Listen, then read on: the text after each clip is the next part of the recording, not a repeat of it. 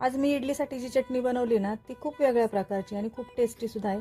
त्यासाठी तुम्ही माझा हा व्हिडिओ पूर्ण बघा. मी आता इडली कुकरला लावून घेतली आहे. चटणीसाठी मी मिक्सरच्या भांड्यात 2 मध्यम आकाराचे कांदे चिरून घेतलेत, 2-3 लसणाच्या पाकळ्या, लाल मिरची पावडर, थोडीशी बेडगी मिरची पावडर, मीठ, हिंग आणि 2-3 चमचे कच्चे तेल टाकून मिक्सरमध्ये ग्राइंड करून घ्यायचं आहे. अगदी 5च मिनिटात तयार होणारी ही चटणी आणि खूपच टेस्टी लागते. तुम्ही पण एकदा करून बघा.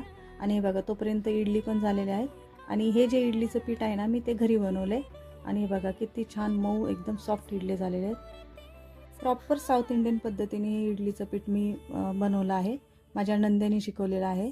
आणि हे बघा इडली मस्त तयार झाले. त्याच्याबरोबर मी हिरवी चटणी शेंगदाण्याची आणि खोबऱ्याची आहे आणि ही लाल चटणी त्याबरोबर आणि त्याच्यावरती असं तेल टाकून खायचं, म्हणजे मग ती खूप टेस्टी लागते. माझा व्हिडिओ आवडला असेल तर लाईक करा, सबस्क्राईब करा आणि कमेंटसुद्धा करा.